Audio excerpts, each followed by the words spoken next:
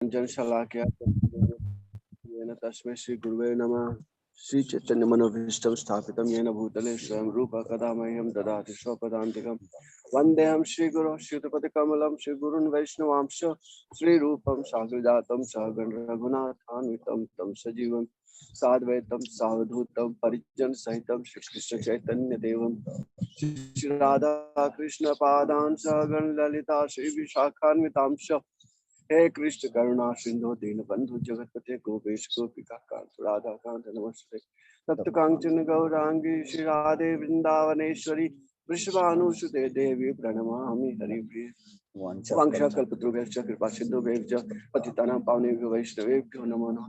नमो विष्णुपदाय कृष्णपृष्ठाय भूतले श्रीमते भक्तिवेदान्त स्वामिने नामिने नमस्ते सरस्वती देव्यै गौरवाणी प्रचारिणे निर्विशेष शून्यवादी पाश्चात्य नमो महावदान्याय कृष्ण प्रेम प्रदायते कृष्णाय कृष्ण चैतन्य नामने गौरत्से नमः। जय श्री कृष्ण चैतन्य प्रभु नित्यानंद श्री अद्वैत गदाधर शिवासादि गौर भक्त वृंद।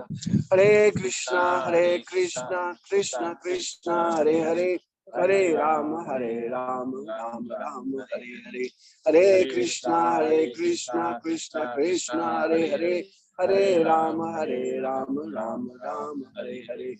हरे कृष्णा कृष्ण कृष्ण हरे हरे हरे राम राम राम हरे हरे। ओम नमो भगवते वासुदेवाय। ओम नमो भगवते वासुदेवाय। वासुदेवाय भगवते वासुदेवाय। ओम नमो भगवते वासुदेवाय। ओम नमो भगवते वासुदेवाय। ओम नमो भगवते वासुदेवाय।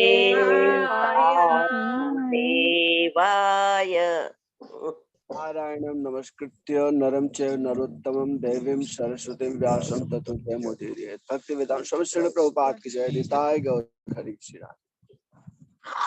हरे कृष्णा।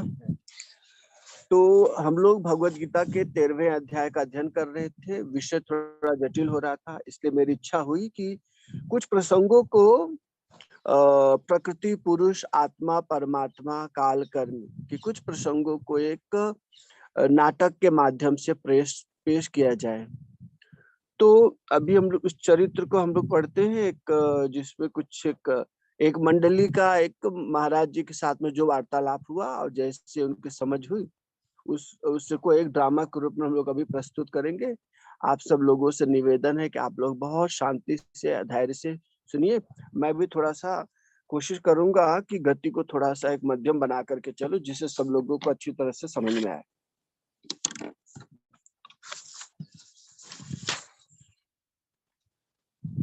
एक बार एक भक्तों की मंडली एक संत की कुटिया में सत्संग करने के लिए पहली बार पहुंची। सुबह सुबह अपने साधना से निवृत्त होने पर जब संत महाराज मंडली के बीच में पहुंचे तो उस मंडली के नायक यतीन्द्र दास अपने मंडली सहित दंडवत प्रणाम करके उनसे प्रश्न पूछने लगे। तो यतीन्द्र दास ने कहा, महाराज कुछ शिक्षा तथा कथा के माध्यम से हमारा मार्गदर्शन करने की कृपा करें। और फिर यतीन्द्र दास ने अपने भाई मानव को आगे करके कहा, महाराज जी यह मेरा भाई मानव है, यह बहुत दिनों से विश्व भ्रमण की इच्छा कर रहा है, इनको भी आशीर्वाद दीजिए कि सुरक्षित लौट आए। महाराज जी ने थोड़ा विचार किया, फिर प्रसन्नता पूर्वक कहने लगे। संत महाराज ने कहा, आप सब लोग कितने दूर से चलकर मेरे पास कथा सुनने के लिए आए हैं। तब मैं आपको इसी ब्रह्मांड में उपस्थित एक अद्भुत नगर का कथा बताता हूँ। बड़े ध्यान से सुनिए। एक बड़ा विचित्र और तिलस्मों से भरा नगर है इस ब्रह्मांड में, जिसका नाम है असन नगर। कमजोर बल और बुद्धि वाले लोग इसमें अक्सर भटक ही जाते हैं। इस नगर में घूमने के लिए बहुत कुशाग्र बुद्धि की जरूरत होती है। जैसे कथाओं में मिलती है ना, बेताल पच्चीसी, सिंदबाद की समुद्र यात्रा और अरब की कथाओं में, इस असन नगर का अपना ही नियम कानून है। बुद्धि की बड़ी जटिल परीक्षा होती है। अक्सर लोग इसमें बेवकूफ बनकर भटक ही जाते हैं और जिंदगी तबाह कर लेते हैं। सफलता कुछ विरले लोगों को ही मिल पाती है जिनके पिछले जन्म व इस जन्म के संस्कार व बुद्धि अच्छी हो। जिनको गुरुवर्ग के कृपा का संबल हो उन लोग ही संभल पाते हैं। वहां के परिसर की हवा ऐसी होती है जैसे उसमें मध घुला हुआ है, इसलिए व्यक्ति उसमें जाते ही मदांध हो जाता है। अब ऐसे मदांध व्यक्ति की दुर्दशा सुनिए। यह ऐसा व्यक्ति सोते हुए जागता है और जागते हुए भी सोता है। हर कोई किसी न किसी जंग में लड़ रहा होता है। जो हार जाता है वह जीता हुआ है, जो जीता है वह हारा हुआ है। वहां का सबसे अधिक विद्या अर्जित कर लेता है जो, वह दूसरों का गुलाम बन जाता है। जो अनपढ़ गंवार रहता है वह उन सबका राजा बन जाता है। वहां पर अपमान होना मतलब सम्मान है, और सम्मान होना घोर अपमान के समान है। जिसको ऊंचा पद मिलता है वह घोर गर्त में जगह पाता है। जो सब पदों से विहीन है वह आसमान की ऊंचाई भरता है। वहां सब ऐश्वर्य से भरपूर लोग नींद और भोजन के लिए तरसते हैं, और भूखा नंगा पेट भर के मस्त चैन की नींद सोता है। वहां पर रोगग्रस्त शरीर होना मतलब मूल्यवान वस्तु की प्राप्ति होने का लक्षण है, और निरोग होना मतलब ढेर सारी संपत्ति खो जाने का डर है। कुछ विशेष किस्म के लोग रात को दिन मानते हैं और दिन को रात मानते हैं। वहां परिवार पालना दुश्मन पालने के बराबर है, क्योंकि परिवार वाले जैसा सलूक उसके साथ करते हैं वैसा सलूक उसके दुश्मन भी नहीं करते। वहां पुरुष रूप में स्त्रियां रहती हैं और स्त्री रूप में पुरुष रहते हैं। वहां खोने का अर्थ पाना है और पाने का अर्थ खोना है। किसी को कुछ देना उसको लूटने के बराबर है, और किसी का कुछ लेना उसको देने के बराबर है। घोर आश्चर्य तो ये है कि वहां जन्म लेना मृत्यु के बराबर है और मृत्यु जन्म लेने के समान है। वहां जिंदगी को खोकर जिंदगी पाई जाती है। इतनी कथा को कहकर संत महाराज ने सब लोगों पर दृष्टि डाली। सबके चेहरे मुरझाए से दिख रहे थे। तब संत महाराज ने सबसे पूछा, कौन कौन इस नगर की सैर करना चाहेगा? तो सब तरह से एक ही तुमुल ध्वनि आई, हम तो वहां कभी नहीं जाएंगे। उसका वर्णन सुनकर ही सिर दर्द हो रहा है, जाकर तो पता ही नहीं क्या होगा।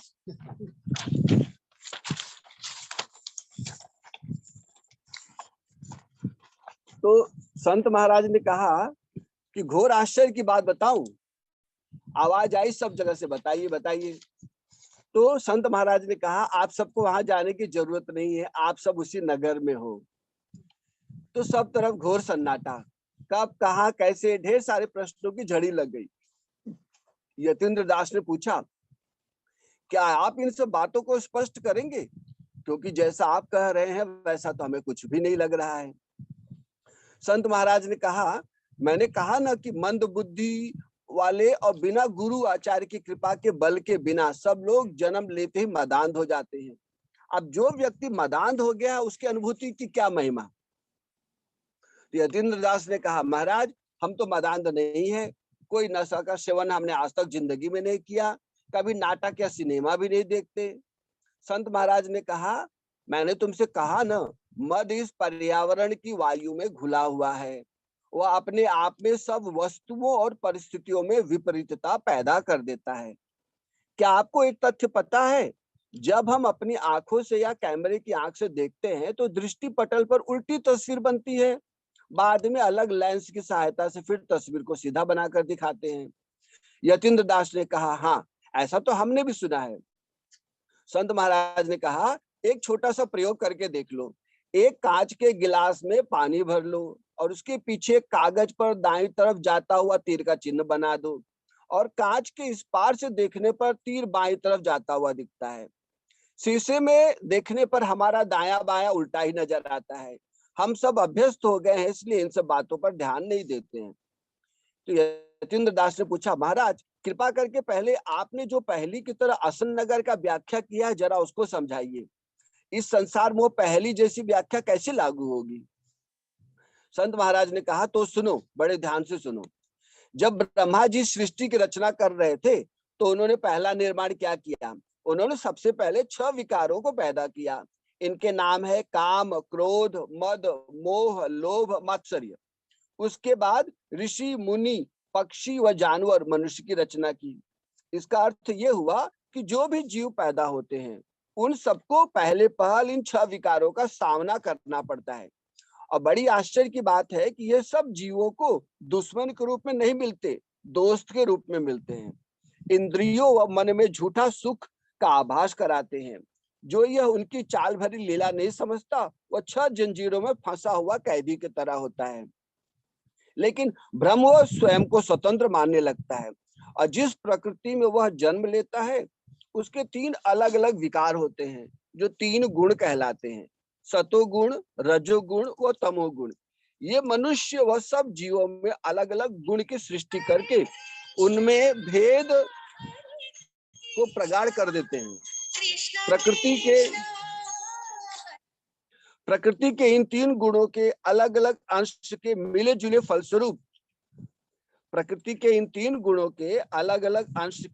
जुले फलस्वरूप 84 लाख प्रकार की योनियों का सृजन हो जाता है। जो भी शरीर यहाँ जन्म लेते हैं उनमें प्रत्यक्ष 6 विकार दिखाई देते हैं। अब होता यह है कि जो जीव पैदा हुआ है वह मूल में तो आत्मा है जो कि परमात्मा का शाश्वत अंश है। उसमें और परमात्मा में तात्विक भेद नहीं होता, केवल संख्या भेद ही होता है। परमात्मा सच्चिदानंद है, मतलब सत, चित और आनंद से भरपूर है। यह जीव जो उनका अंश है वह भी सच्चिद आनंद से भरपूर है। फिर यतीन्द्र दास ने पूछा, महाराज एक बार सच्चिदानंद का अर्थ अच्छी तरह से थोड़ा समझा दीजिए। तो संत महाराज ने कहा, सत चित आनंद। सत्य यानी सत्य, इसका अर्थ यह है कि जिसका तीनों कालों में अभाव नहीं है, अर्थात भूतकाल, भविष्य काल और वर्तमान काल तीनों में जो प्रकट है, अर्थात सृष्टि के पहले, सृष्टि के बाद और सृष्टि के मध्य में जो प्रकट रहते हैं वे नित्य सत्य कहलाते हैं। चित्त का अर्थ है ज्ञान। आनंद उस सुख का परिचायक जो दुख से बाधित नहीं होता। सच्चिदानंद ही भगवान का स्वरूप है। मूलतः जीव भगवान का क्षुद्र अंश होने के कारण सच्चिदानंद स्वरूप है। सच्चिदानंद की ही तलाश में है, लेकिन गलत दिशा में उसकी तलाश उसे 14 भुवनों में भ्रमण करा रही है। जीव सत्य रूप है तो वह अनजान में सत्य की सत्ता को अपने घर परिवार पर घटाने की कोशिश कर रहा है। इसी से वह कष्ट पा रहा है। जीव को आत्मा के तथ्य का पता ही नहीं है। जीव ज्ञान स्वरूप है तो ज्ञानार्जन में लगा हुआ है, लेकिन भौतिक वस्तुओं को सत्य मानकर भौतिक ज्ञान अर्जन करके शुकर कुकर की तरफ बरत रहा है। जीव आनंद स्वरूप है तो जीव उस आनंद के पोषण के लिए यश, मान, धन, जमीन, परिवार, रिश्तेदार का बाजार बनाए बैठा है। इस परिवर्तित यानी कि असत, अचित, अनानंद में जीव केवल क्लेशों का भोग कर 84 लाख योनियों में भ्रमण कर रहा है। कैसे जीव सुख पा सकता है? सुख की शुरुआत होगी सच्ची दिशा में सही कदम रखने से। सच्चिदानंद स्वरूप की पूर्णता होगी सच्चिदानंद स्वरूप कृष्ण को समर्पण करने में। यतीन्द्र दास ने पूछा, महाराज भगवान ने सृष्टि की रचना ही क्यों किया? जीव कितना कष्ट पा रहे हैं। संत महाराज ने कहा, जीवों को भगवत धाम जाने का मौका देने के लिए ही भगवान ने सृष्टि का संकल्प किया। सृष्टि महत पुरुष का महत संकल्प है, इसलिए उसकी संकल्प शक्ति का पहला सूत्रपात हुआ उनकी ही नाभि कमल से प्रकट ब्रह्मा के रूप में। उन ब्रह्मा ने भी दिव्य 1000 वर्ष तप करके भी भगवान के संकल्प को पूर्ण करने के लिए बुद्धि और शक्ति की ही इच्छा की। ब्रह्मा जी ने शक्ति प्राप्त करके सृष्टि की शुरुआत की, लेकिन उन ब्रह्मा को सृष्टि से संतोष नहीं मिला। जब उन्होंने मनुष्यों की सृष्टि की तब उन्हें प्रसन्नता हुई। भगवान को ही मनुष्य देह अति प्रिय है। यही वह देह है जिसे मनुष्य विवेक जागृत करके भगवत धाम का अधिकारी बन सकता है। जब भगवान ने मनुष्य देह को बनाया अपने स्वरूप में, तब उन्होंने सब देवताओं का आवाहन किया और कहा कि सृष्टि की मेरी सबसे उत्कृष्ट कृति मनुष्य है।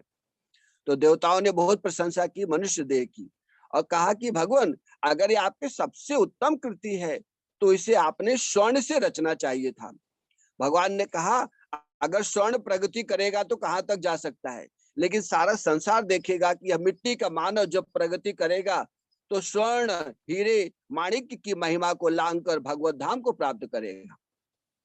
लेकिन जब जीव इस धरा पर प्रकट होता है तो प्रकृति के गुणों और विकारों को अपने ऊपर ओढ़ लेता है और आत्म विस्मृति के कारण प्रकृति के दिए गए शरीर पर आत्मा के गुणों को आरोपित करने का प्रयास करता है और अपने सच्चित व आनंद के धर्म से च्युत होकर सदैव कष्ट पाता है। उसकी दशा ठीक वैसी ही होती है जैसी कि कोई राजकुमार अपनी विस्मृति के कारण भिखारी बन गया हो। तो यतीन्द्र दास ने पूछा, महाराज ये राजकुमार का भिखारी बनने की क्या कहानी है? संत महाराज ने कहा, सुनो, एक राजकुमार एक दिन अपने पिता महाराज की आज्ञा लेकर कुछ सैनिकों के साथ जंगल में शिकार करने गया, पर जंगल में शिकार करने के दौरान उनका सामना कुछ डाकुओं से हो गया। उन्होंने राजकुमार के साथियों को मार डाला और राजकुमार को भी मार पीट कर उन्होंने उसके कीमती वस्त्र आभूषण चुरा लिए। जब राजकुमार होश में आया तो उसकी स्मृति का लोप हो गया था। सिर पर चोट लगने की वजह से उसको कुछ भी स्मरण नहीं था। अपने आप को फटे हाल पाकर भूख प्यास से तड़पता हुआ वह बंजारों की बस्ती में मांग कर खाने लगा और भिखारी किसी जिंदगी बिताने लगा। यतीन्द्र दास ने बड़े कौतूहल से पूछा, महाराज फिर क्या हुआ? क्या उसको उसकी स्मृति वापस मिली? क्या हुआ फिर अपने पिता महाराज के पास वापस जा पाया? संत महाराज ने कहा, हाँ, एक दिन राजा के मंत्री उधर से गुजर रहे थे। उनकी दृष्टि उस भिखारी युवक पर पड़ी तो वे इनको पहचान गए और अपने साथ खाना कपड़ा दिलाने का लोभ देकर साथ लेते गए। वह महाराज के यहाँ जाने पर भी अपनी विस्मृति के कारण अजनबी सा रह रहा था। तब महाराज ने वैद्यों को बुलाकर उसका उपचार किया। फिर कुछ महीनों के बाद उसकी स्मृति लौट आई। फिर वो अपने ऐश्वर्य में पुनः प्राप्त हो गया। तो यतीन्द्र दास ने प्रसन्नता व्यक्त करते हुए कहा, अरे वाह, उस मंत्री ने बहुत सुहृद जैसा व्यवहार किया जो राजकुमार को उसके पिता से मिलवा दिया, उसे अंधकार से निकालकर प्रकाश में ला दिया। लेकिन ये काम तो गुरु का होता है। शायद इसलिए आपने कथा की शुरुआत में कहा था कि जिस व्यक्ति पर गुरु की कृपा का बल होता है वह इस नगर के तिलस्म से निकल पाता है। संत महाराज ने कहा, एकदम सही विचार किया तुमने। बिना गुरु के मदद के सही और गलत की पहचान भी हमको कैसे हो सकती है? इसलिए मैंने कहा कि जीव जन्म लेते ही मदांध जैसा व्यवहार करता है। उसकी अपनी बुद्धि की क्षमता ही कहाँ है कि वह प्रकृति के इन जटिलताओं को खुद से सुलझा ले। यतीन्द्र दास ने कहा, तब तो गुरु की बहुत बड़ी महिमा हो गई। संत महाराज ने कहा, सच कहा तुमने। इसलिए तो रामचरितमानस में तुलसीदास ने कहा कि गुरु बिन भवनिधि तरय न कोई, जो विरंची शंकर सम होई। तो यतीन्द्र दास ने कौतूहल से पूछा, क्या इसका अर्थ है कि ब्रह्मा जी और शिव जी को भी गुरु बनाना पड़ता है? संत महाराज ने कहा, हाँ, स्वयं भगवान कृष्ण और भगवान राम जब अवतार लेते हैं तो वे भी गुरु की महिमा स्थापित करने के लिए लीलावश गुरु स्वीकार करते हैं। तो यतीन्द्र दास ने कहा, महाराज, मेरे ख्याल से आज थोड़ा अवकाश लेकर सुने हुए विषयों को अच्छी तरह से चिंतन करना चाहिए, जिससे मैं पूरी बात अच्छी तरह से समझ सकूं। पहली तो अभी भी पहली ही बनी हुई है, लेकिन मैं मंद बुद्धि हूँ, अभी और समझने की क्षमता नहीं है, इसलिए कल आकर के बात करेंगे। अगले दिन यतीन्द्र दास अपनी मंडली को लेकर सवेरे ही संत महाराज की कुटिया में पहुंच गए। संत महाराज अपने साधना से उठकर उनके बीच आ पहुंचे। देखते ही सबने झुक झुक कर उनको दंडवत प्रणाम किया। सबके चेहरे श्रद्धा व समर्पण से भरे हुए थे। संत महाराज जी के बैठते ही पुनः पुनः सब प्रणाम करने लगे। तो संत महाराज ने कहा, अरे आज तो मैं बहुत बदलाव देख रहा हूँ, अचानक मुझ में इतनी श्रद्धा क्यों दिखा रहे हो? तो यतीन्द्र दास ने कहा, महाराज जी, कल घर पर जाने के बाद आपके द्वारा चर्चित विषय का मैंने बहुत विचार किया और इस तथ्य पर पहुंचा हूं कि गुरु के संबल और कृपा के बिना आत्मोद्धार असंभव है और कल आपने गुरु के सदृश ही हमारा मार्गदर्शन किया है। इसलिए मैं आपको गुरु रूप में स्वीकार करके आगे आने वाले विषयों को अच्छी तरह से समझना चाहता हूँ। कृपया उन्मुक्त हृदय से पहले पहल उस पहेली का ही समाधान करें जिसको आपने असन नगर, एक जादुई विचित्र जगह पहेली की तरह ही आपने बताया, और आप इस संसार में ही वही नगर बता रहे हो। तो ये हम अपने दैनिक जीवन में कैसे समझ सकते हैं? आपने कहा था कि यहाँ की प्रकृति में मद घुला हुआ है, जो भी जन्म लेता हुआ मदांध हो जाता है। तो ये कैसा मद है, कृपया समझाइए। संत महाराज ने कहा, अच्छा तो आप ध्यान से सुनो। पैदा होते ही 6 विकार हमारे मन पर आक्रमण करते हैं और 6 विकार इस शरीर पर क्रियान्वित हो जाते हैं। मन के 6 विकार काम, क्रोध, मद, मोह, लोभ, मात्सर्य। और शरीर के 6 विकार जन्म लेना, बढ़ना, टिके रहना, प्रजनन करना, घटना, रोग और ये मृत्यु। तो इस सृष्टि की रचना का एक मूल तत्व है जो इस पूरी सृष्टि को दोषयुक्त कर देता है। प्रकृति के महत तत्व से प्रकट हुआ अहंकार। ये अहंकार 3 गुणों के अधीन होकर 3 अलग अलग प्रकार की प्रकृति की संरचना करके 84 लाख योनियों का सृजन करता है। मनुष्य के सब कार्यों को कर्तापन के अभिमान से दोष पैदा कर देता है। यह इतना सूक्ष्म है कि जो इस तत्व को जानकर इससे बचने का उपाय करते हैं और लगभग अहंकार रहित हो जाते हैं, उनको भी सूक्ष्म अहंकार हो जाता है कि मैं अहंकारहीन हूं। ऐसे व्यक्तियों को परिस्थितियों वश पतन होते देर नहीं लगती। बड़े बड़े उदाहरण है शास्त्रों में। यतीन्द्र दास ने कहा, महाराज कुछ उदाहरण समझने लायक हमको भी बता दीजिए। तो संत महाराज ने कहा, ठीक है, मैं तुमको एक पहलवान की कथा बता देता हूँ। एक पहलवान का 10 राज्यों में बहुत नाम था। उन्होंने अपने जिंदगी में एक भी पहलवानी का खेल कभी हारा नहीं था, इसलिए कभी कभी लोग उनको जीतू पहलवान भी बुलाते थे। उनकी उम्र 50 के आसपास थी। जोश पहलवानी का वैसे उनको था। एक बार 4 उद्दंड बालकों ने उनको कठिन परीक्षा में डालने का विचार किया। उन्होंने एक बबूल के सूखे हुए पेड़ को काटकर उसको गाय बांधने वाला खूंटा का रूप दे दिया। जब पहलवान जी उधर से गुजर रहे थे, तब उन्होंने उन चारों बालकों ने मिलकर खूंटे को जमीन से निकालने जैसा नाटक करने लगे और पहलवान को देखकर उनसे प्रार्थना की कि वे उनकी मदद करें खूंटा जमीन से निकालने में। तो पहलवान जी ने चारों उद्दंड बालकों को दूर कर दिया और कहा कि इसे तो मैं अकेले ही निकाल दूंगा। लेकिन उनको बालकों का छल का पता नहीं था। लेकिन जब उन्होंने जोर लगाया तो उनको पता चल गया कि उनके साथ छल हो रहा है। फिर भी वे अपने अहंकार को पुष्ट करने के लिए पूरे बल को लगाकर जड़ सहित खूंटा का रूप लेकर बबूल के पेड़ को जमीन से उखाड़ दिया। लेकिन इस प्रक्रिया में उनके शरीर के नसें छत विचत हो गई और उनका कुछ ही दिनों में प्राणांत हो गया। यतीन्द्र दास ने कहा, महाराज जब वो पहलवान जी उन बालकों का छल जान गए थे, तो फिर उन्होंने उस कार्य को त्याग क्यों नहीं दिया? संत महाराज ने कहा, यही तो वो मद है कि व्यक्ति जानते हुए भी अहंकारवश अपनी जिंदगी से हाथ धो बैठता है। पांडु महाराज को शाप था कि स्त्री संग करते उनके प्राण निकल जाएंगे, फिर भी वे सचेत नहीं हो पाए, दुर्दैव मृत्यु को ही प्राप्त किए। तो चलो अब पहेली को सुलझाते हैं। आपने सुना है कि कभी कभी मरुभूमि के तप्त बालू में पानी का आभास होता है। समुद्र के अत्यंत विस्तार के मध्य कभी कभी भूमि नजर आती है।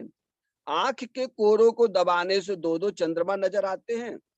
राहु केतु सक्रिय ग्रह होते हुए भी नजर नहीं आता। ठीक उसी तरह से विषयों में कोई रस न होते हुए भी विषयानंद का भान होता है।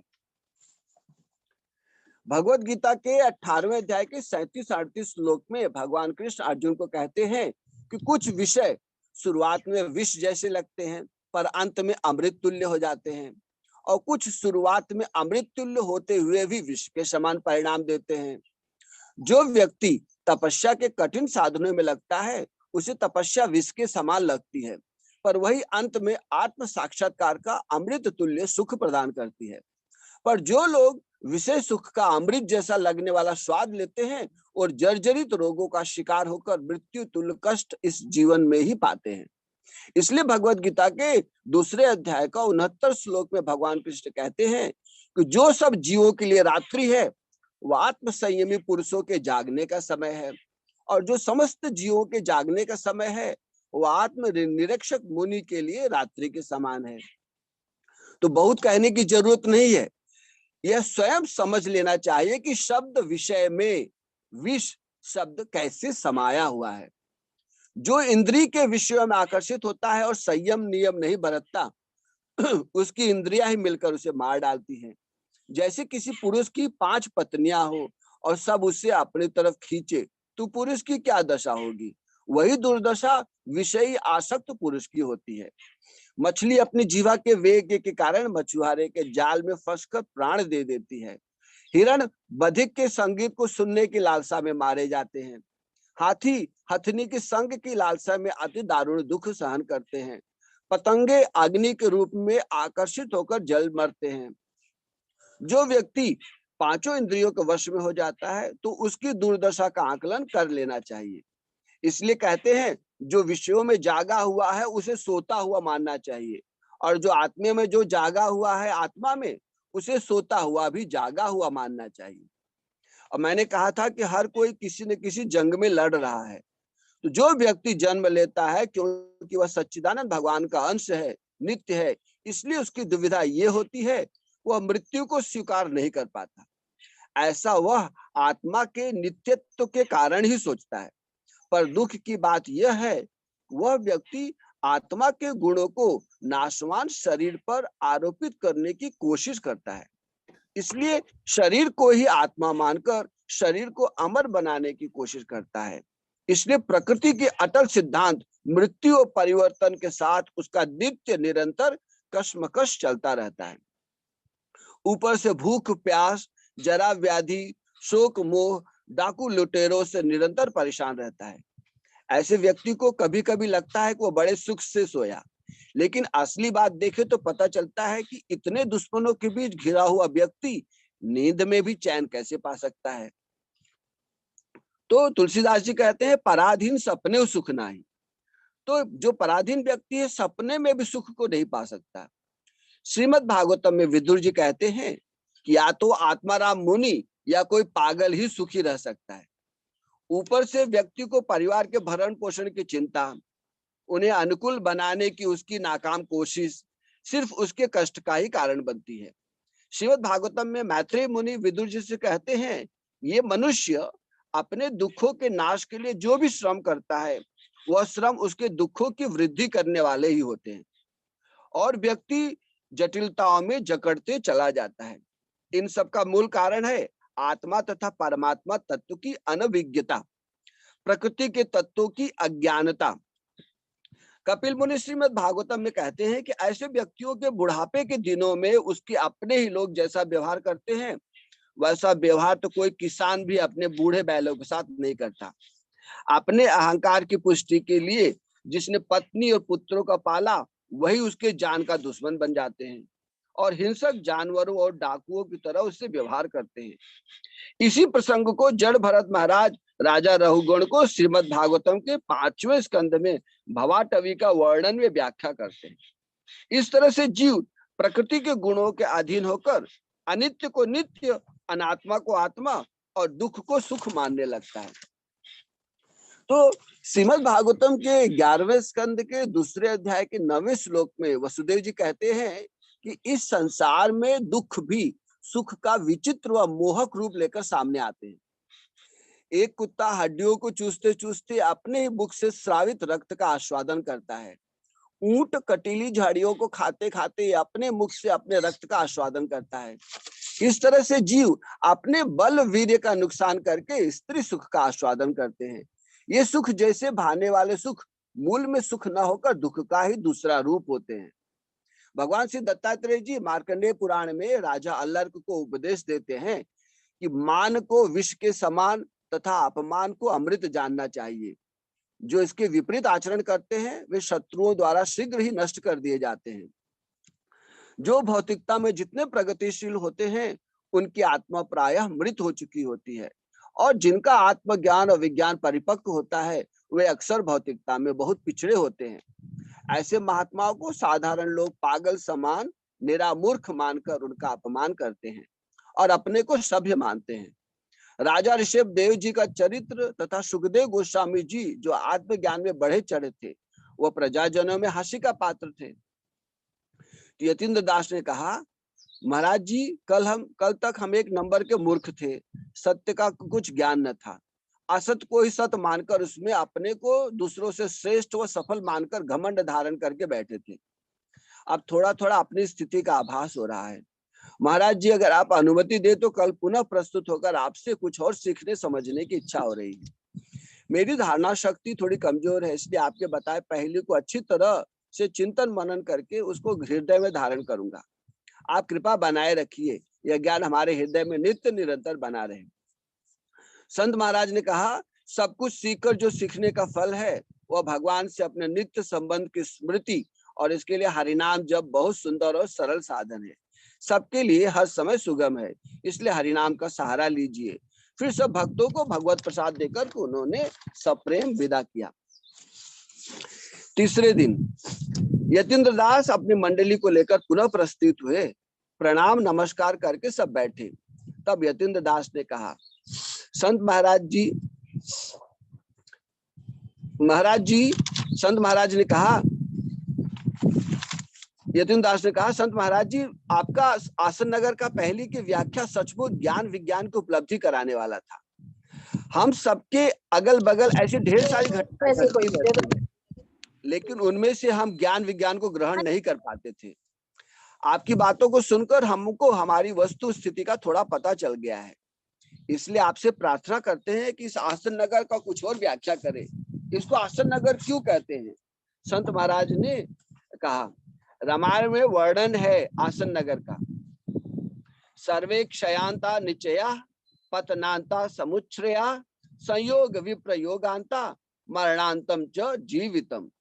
समस्त संग्रहों का अंत विनाश है, लौकिक उन्नति का अंत पतन है, संयोग का अंत वियोग है और जीवन का अंत मरण है। एक दूसरे के कर्मों के मिले जुले प्रभाव के कारण लोग जिस तरह पानी पीने के लिए कुएं पर जमा होते हैं, ठीक उसी तरह से एक परिवार, फिर एक समाज और राष्ट्र खड़ा होता है। अपने अपने कर्मों के प्रभाववश लोग विलग होते रहते हैं। इस तरह से लोगों का आपस में मिलना विछुड़ना लोगों का बंजारों के जीवन के समान है। यह सब माया का खेल ही तो है। जो भी जीव अपने कृष्णदास के स्वरूप के विपरीत कोई और अभिमान लेकर अगर चल रहा है तो वह व्यक्ति अपने मूल रूप में नहीं है। ऐसे व्यक्ति जो अपने मूल स्वरूप को भूलकर चल रहा है, उसके सारे क्रियाकलाप झूठ की धरातल पर होते हैं।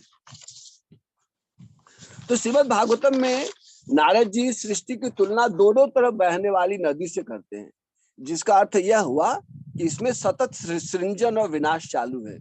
जो जन्म ले लिया वह हर क्षण मृत्यु की ओर अग्रसर है, जो मृत हो गया है वह नवीन जन्म की तरफ अग्रसर है। अर्थ नाम से युक्त धन में 15 अनर्थ भरे रहते हैं।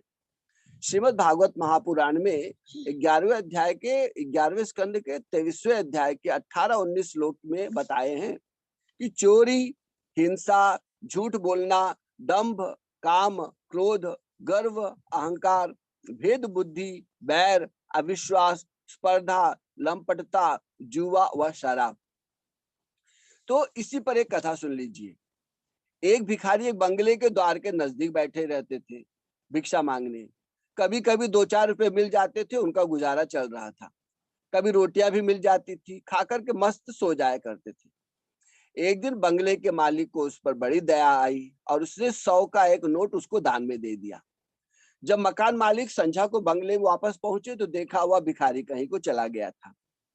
दूसरे दिन भी उसका दर्शन नहीं हुआ। तीसरे दिन सवेरे सवेरे जब मकान मालिक घर से बाहर निकल रहे थे तो उन्होंने पुनः उसी भिखारी के दरवाजे के पास खड़े पाया।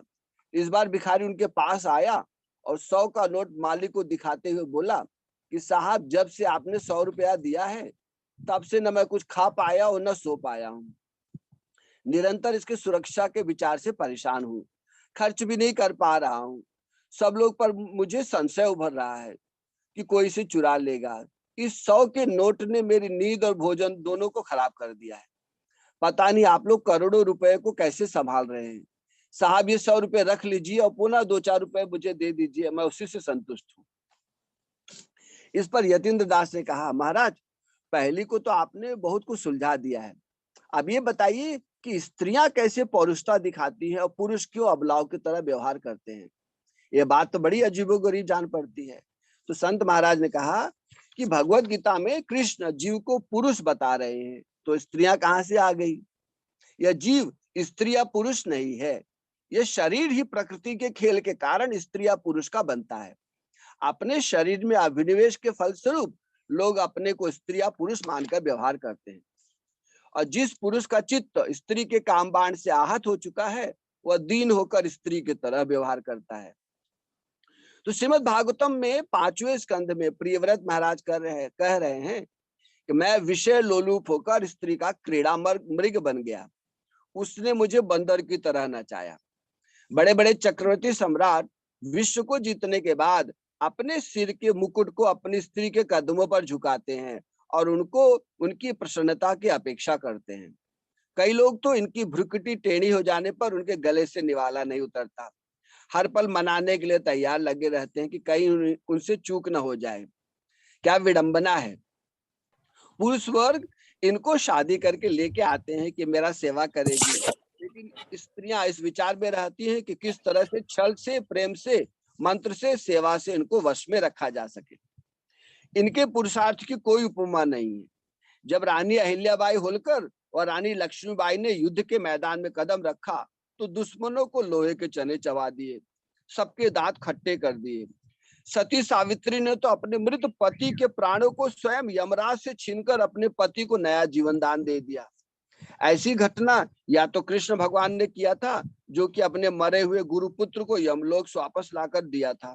दूसरा घटना सावित्री देवी का ही सुना जाता है। ये अपने सिर पर कोई मुकुट धारण नहीं करती, केवल कपट युक्त मुस्कान और टेढ़ी भौहों को धनुष बनाकर नजरों से संधान करती हैं। ये अपने लक्ष्य से अक्षर चूकती नहीं है। बड़े बड़े ऋषि मुनियों को उनके तप से डिगा देती हैं। कंडू ऋषि को प्रमलोचा अप्सरा मिलने के लिए आई तो उन्हें बीतते हुए रात दिन की सुधि भी निकल गई। 965 सालों के बाद उन्हें संध्या उपचार की सुधि आई। महर्षि विश्वामित्र ने जो अपने तप में बढ़े चढ़े थे, अप्सरा मेनका ने अपने यौवन से उनका तप भंग कर दिया। चंद्रवंशी पुरुरा महाराज कई हजारों साल तक अपनी पत्नी के इशारों पर बंदर की तरह नाचते रहे। श्रृंगी ऋषि को जंगलों से निकालकर गृहस्थी बना दिया। ब्रह्मा जी भगवान कृष्ण से सृष्टि का वरदान पाकर कितना कोशिश किए सृष्टि का विस्तार करने की, पर सफल नहीं हुए। जब से उन्होंने स्त्री को रचा तब से सृष्टि अपने उत्कर्ष को प्राप्त हो गई। मतलब इस सृष्टि को इन स्त्रियों ने ही संभाल रखा है। इनकी कृपा से इसकी अनवरत गति चल रही है। इन अबला कहलाने वाले स्त्रियों में कौन सा बल नहीं है, इसलिए इनका पुरुषार्थ अतुलनीय है। कान अगन जराए सके, कान समुद्र डुबाए, और कान कर सके अबला प्रबल, कई जग काल न खाई। अर्थात अग्नि कौन सी वस्तु को जलाकर नाश नहीं कर सकती, समुद्र किस चीज को डुबा नहीं सकता, अबला कहलाने वाली स्त्रियों में कौन सा बल नहीं है, कौन है जो काल के द्वारा खाया नहीं गया। यतीन्द्र दास ने कहा, महाराज जी आपका निरीक्षण व ज्ञान विज्ञान सत्य से जागृत है। आज आपकी कृपा से हमको भी प्रकृति के विलक्षण सत्य व तिलस्म का जानकारी हुआ है। अब हम अपने स्थिति व बंधन को कुछ कुछ समझ पा रहे हैं। अब तो महाराज जी केवल उबरने का रास्ता बताइए। तो संत महाराज ने कहा कि श्रीमद् भागवत गीता के 15वें अध्याय में भगवान कृष्ण इस संसार को अश्वत्थ वृक्ष की उपमा देते हैं, जिनकी जड़ें ऊपर के लोक में है और शाखाओं का विस्तार 14 लोक में है। इसका अर्थ ये संसार नित्य आध्यात्मिक जगत वैकुंठ धाम का परावर्तन है। सब जीवों का मूल स्वरूप वैकुंठ धाम में है और उनकी छाया इस पृथ्वी तथा अन्य लोकों में पड़ रही है, जिससे लोगों को सत्य सा भान हो रहा है। यह सब माया के गुणों के वशीभूत होने के कारण ही है। पर जीव जब भगवत कृपा से माया के आवरण से मुक्त होता है तब उसे उसके मूल स्वरूप का पता चलता है। तब जीव अपने स्वरूप में स्थापित होने के लिए चेष्टा करने लगता है। तो यतीन्द्र दास ने कहा, महाराज हम सब लोगों को बहुत कम बुद्धि है, तो ऐसा कोई सीधा सरल साधन पद्धति बताएं कि हमारा भी आत्म कल्याण हो जाए। तो संत महाराज ने कहा, सतयुग द्वापर त्रेता में तो कई तरह के साधन फलीभूत होते थे। दान तप यज्ञ ज्ञान ये सब साधन के रूप में गिनाए गए हैं, लेकिन सर्वसाधारण के लिए इस कलयुग में हरिनाम के अलावा दूसरा कोई सुलभ साधन नहीं है। स्वयं चैतन्य महाप्रभु ने, जो कि हरिनाम के जनक कहे जाते हैं, इस कलयुग में आत्म कल्याण का सीधा सरल उपाय मानते हैं हरिनाम। यतीन्द्र दास ने पूछा, महाराज जी, इस हरिनाम की इतनी महिमा क्यों है? संत महाराज ने कहा, कोई कितना बड़ा शहंशाह हो, राजा हो, भगवान हो, उनका नाम अगर बोला जाए तो तुरंत ही एक बार दृष्टि डालते हैं कि कौन पुकार रहा है। तो नामी से नाम प्रकट हुआ, फिर भी नाम नामी से बड़ा हो गया। नामी नाम के अधीन होता है। हमारे नाम हमारे आत्मा से अलग हो सकते हैं, पर भगवान और भगवान का नाम दोनों एक दूसरे से अलग नहीं है। भगवान का नाम दिव्य है। सच बात तो यह है कि हम अपने जीवा से भगवान का नाम ले ही नहीं सकते, पर जब हम नाम का उच्चारण करते हैं तब नाम भगवान का अपने इंद्रिय मन बुद्धि से साक्षात स्पर्श प्राप्त होता है। इसलिए भगवान का स्पर्श प्राप्त करने का इससे सीधा सरल साधन दूसरा कोई हो ही नहीं सकता।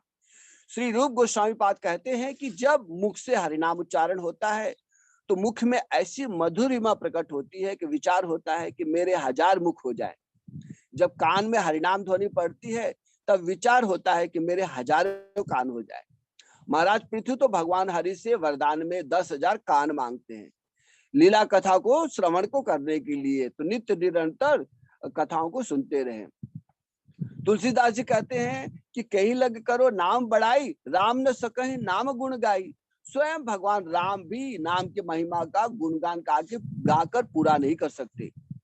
अनंत देव भगवान के 1000 नामों को अपने 1000 मुख से नित्य आस्वादन करते रहते हैं।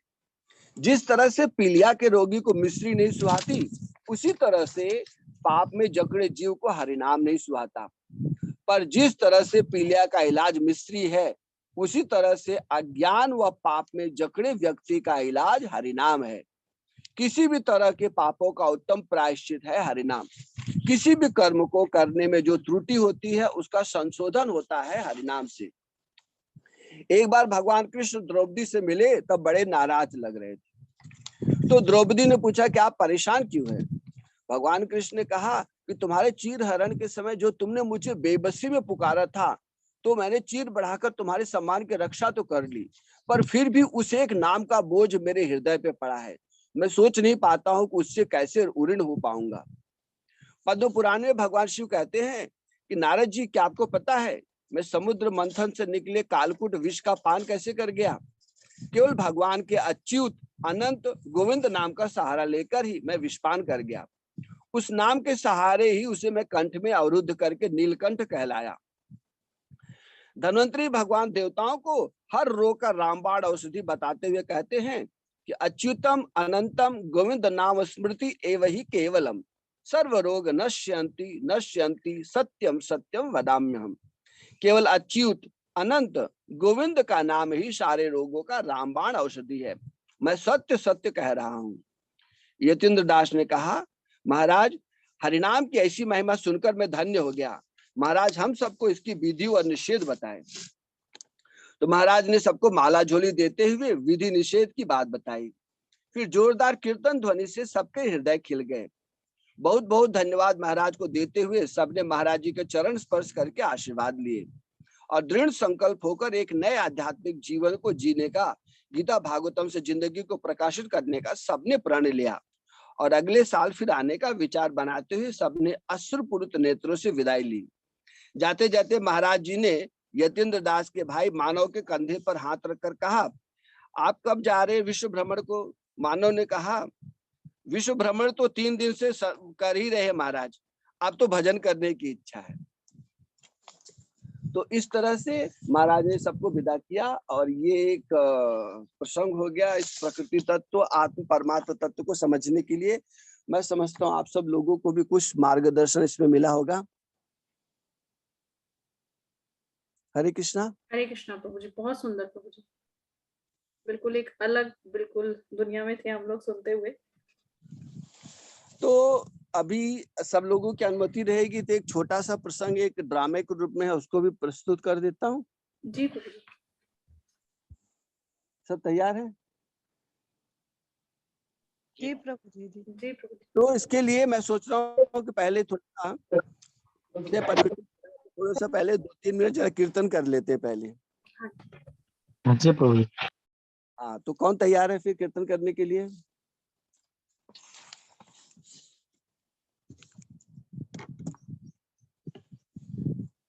आप लोग कर लीजिए, किसी को अगर इच्छा है करने की कीर्तन तो।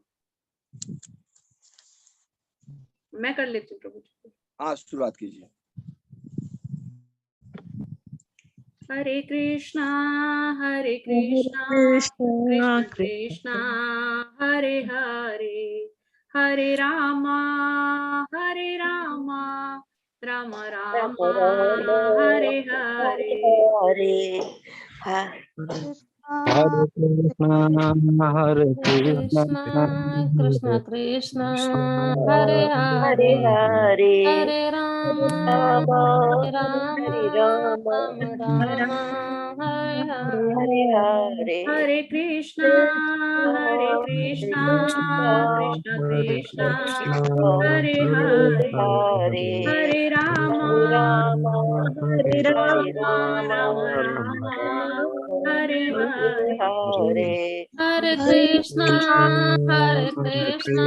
कृष्ण कृष्णा हरे हरे, हरे राम राम हरे हरे। हरे कृष्णा कृष्ण कृष्ण हरे हरे, हरे राम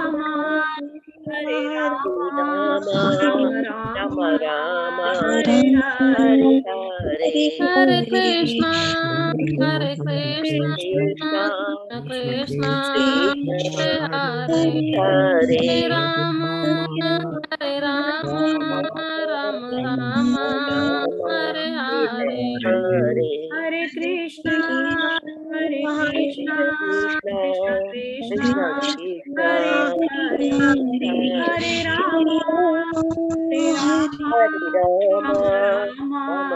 हरे हरे।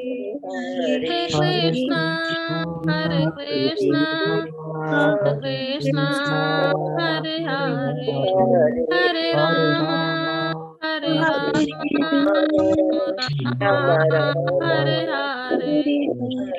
हरे कृष्ण गोविंद हरे मुरारी, हे नाथ नारायण वासुदेवा। श्री कृष्ण गोविंद हरे मुरारी, नारायण वासुदेवा।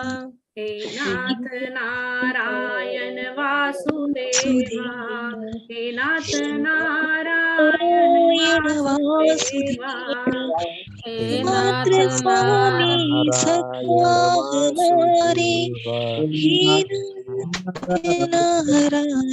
वासुदेवा। श्री कृष्ण गोविंद हरे मुरारी, हे नाथ नारायण वासुदेवा।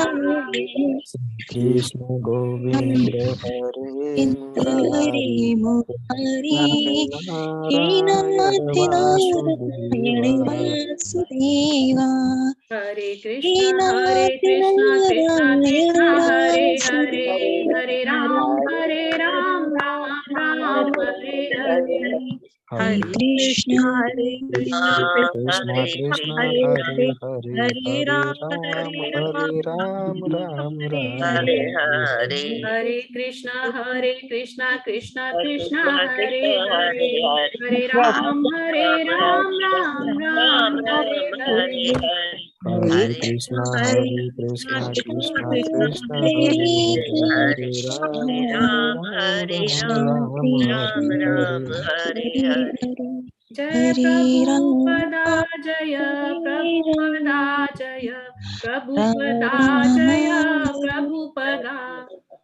जय प्रभुपदा जय प्रभुपदा जय प्रभुपदा जय प्रभुपदा। जय जय गुरुदेव जय गुरुदेव, जय गुरुदेव जय जय गुरुदेव। जय जय गुरुदेव जय गुरुदेव, जय गुरुदेव, जय गुरुदेव। जय गौर प्रेमानंदी, हरि हरि। प्रभुपाद। हरे कृष्णा प्रभु जी। हरे कृष्ण। जय श्री राम। वेदांत शोषण प्रभुपाद की जय। सब लोग म्यूट कर लीजिए। प्रसंग है, दूसरा प्रसंग है, एक दादाजी का अपने पोते समीर के साथ में बातचीत। उस बातचीत में ढेर सारे रहस्य प्रकट होते हैं, तो हम लोग चर्चा को सुनते हैं। समीर अपने दादाजी के पास पहुंच करके उनसे कुछ कहता है। समीर, दादाजी आपसे कुछ कहना है। दादाजी, कहो ना, इसमें पूछना क्या है। समीर, दादाजी, एक ईला नाम की लड़की से मुझे प्रेम हो गया है। उसकी हर अदा मुझे बहुत अच्छी लगती है। दादाजी, बेटा, यह प्रेम नहीं है, यह तो सिर्फ एक आकर्षण है। समीर, आप ऐसे कैसे कह रहे हो कि यह सिर्फ आकर्षण है। मेरे मन में जो प्रेम की तरंगे उठ रही हैं, वो मुझे बहुत संतुष्ट कर रही हैं। अगर शुरुआत ही ऐसी है तो अंजाम क्या होगा। मैं तो यही सोच सोच कर खुश हो रहा हूं कि हमारा मिलन कितना हसीन होगा। दादाजी, ऐसा नहीं है, यह सिर्फ मन का भ्रम है। किसी वस्तु विशेष के लिए लालायित रहना उसे पाने तक, वस्तु पर अधिकार करने के बाद उसकी कीमत नहीं रहती, उल्टा एक मन पर बोझ बनकर रह जाता है, क्योंकि इससे आत्मा का पोषण नहीं होता, आत्मा अपने स्वरूप से विचलित होता है। समीर, तो क्या आप कहना चाहते हैं कि उस दुनिया में प्यार नाम की कोई चीज नहीं है। दादाजी, इस दुनिया में प्यार ही तो सब कुछ है। प्यार से ही धरती हम सबके जीने के लिए कितना अनाज, फल, सब्जी पैदा करती है। प्यार से ही आकाश से वर्षा होती है। प्यार से ही सब जीवों की सृष्टि होती है। प्यार से ही हम सबकी सांसें भगवान चला रहे हैं। समीर, दादाजी, आप कौन सी प्यार की बात कर रहे हो। हम इंसानों के प्यार की बात करो ना। दादाजी, इंसान के पास प्यार नहीं है। इंसानों में काम अर्थात स्वार्थ ही विद्यमान रहता है। शायद इसलिए ही इंसानी रिश्तों में जल्दी ही दरार आ जाती है। स्वयं की इंद्रियों को तुष्ट करने का स्वार्थ ही उन्हें अलग अलग खड़ा कर देता है। समीर, अच्छा, मैं मानता हूं कि शायद मेरा प्यार कामरूप है, पर उसमें मुझे कुछ झलक एक शुद्ध प्यार की भी मिल रही है। दादाजी, अच्छा, तो तुम मान गए कि तुम्हारा प्यार काम मिश्रित है। क्या तुम बता सकते हो कि इसमें प्यार की शुद्धता कितनी है। समीर, चलो मैं मान लेता हूं कि इसमें सिर्फ 1% प्यार है, पर मुझे खुशी है इसमें 1% प्यार तो है, 99% काम ही सही। दादाजी, अच्छा, तो बताओ, अगर एक गिलास दूषित पानी में एक बूंद गंगा जल डालकर दूं तो क्या तुम्हें स्वीकार होगा। समीर, सिर्फ एक बूंद शुद्ध गंगा जल के लिए मैं एक गिलास दूषित पानी नहीं पी सकता। दादाजी, इसी तरह से 1% प्यार 99% काम के साथ कुछ खुशी प्रदान नहीं कर सकता। समीर, तो मुझे क्या करना होगा। दादाजी, तुम्हें अपने प्यार को शुद्धता की उच्च श्रेणी में पहुंचाना होगा। समीर, अगर मैं कहूं कि मैंने बहुत मेहनत से मेरे प्यार को शुद्धता की उच्च श्रेणी में पहुंचा दिया, पर फिर भी अगर मेरे प्यार में 1% काम मौजूद है, तो क्या ये चल सकता है। दादाजी, तुम मुझे बताओ, एक गिलास भरे दूध में एक बूंद जहर क्या तुम्हें स्वीकार होगी। समीर, कभी नहीं, क्योंकि एक बूंद जहर पूरी गिलास दूध को जहरीला कर देगी। दादाजी, उसी तरह से अगर तुम्हारे प्यार में 1% भी अगर स्वार्थ मौजूद है, तो तुम्हारे प्यार को पूर्ण दूषित कर देती है। समीर, तब तो हम सबके लिए शुद्ध प्यार की श्रेणी में पहुंचना असंभव है। लेकिन दादाजी, इस संसार में सब काम प्रेम रूप ही तो दिखाई देता है, तब प्रेम और काम में अंतर कैसे समझा जाए। दादाजी, प्रेम और काम में सोना और लोहे जैसा अंतर है। काम का अर्थ अपनी इंद्रियों को संतुष्ट करना है, तथा प्रेम का अर्थ दूसरे की इंद्रियों को संतुष्ट करना। काम घने अंधकार की तरह है और प्रेम उज्जवल सूर्य की तरह है। समीर, तब किस अवस्था में किसी के लिए हमारे हृदय में शुद्ध प्रेम प्रकट हो सकता है। दादाजी, हम सब प्रकृति के 3 गुणों के अधीन हैं। प्रकृति के तीनों गुणों में रहते हुए प्रेम को स्पर्श करना भी दुर्लभ है। जब चित्त में शुद्ध सत्व जगता है तब उसमें शुद्ध प्रेम उभरता है। समीर, दादाजी ये शुद्ध सत्व क्या है? दादाजी, प्रकृति के गुणों से परे जब मनुष्य अपने स्वरूप में जगता है, जो कि अपने आप को भगवान का नित्य दास समझने लगता है और उनकी प्रसन्नता के लिए उनका सेवा करना चाहता है, तब उसे शुद्ध सत्व में जगा हुआ मानना चाहिए। समीर, क्या इस दुनिया में कोई ऐसा पैदा हुआ जिसके प्यार को आदर्श माना जा सके? दादाजी, हाँ, बहुत हुए, पर मैं प्रेम की आचार्य ब्रज की वधुओं गोपियों को मानता हूँ। उनका कृष्ण प्रेम अतुलनीय है। समीर, लेकिन दादाजी वो भी तो एक तरह से स्त्री पुरुष का आकर्षण ही तो है। दादाजी, नहीं बेटा, यही तो समझना है। जो भी जीव अपने स्वरूप में जागृत हो गया है वह संसारी स्वार्थ से परे हो जाता है।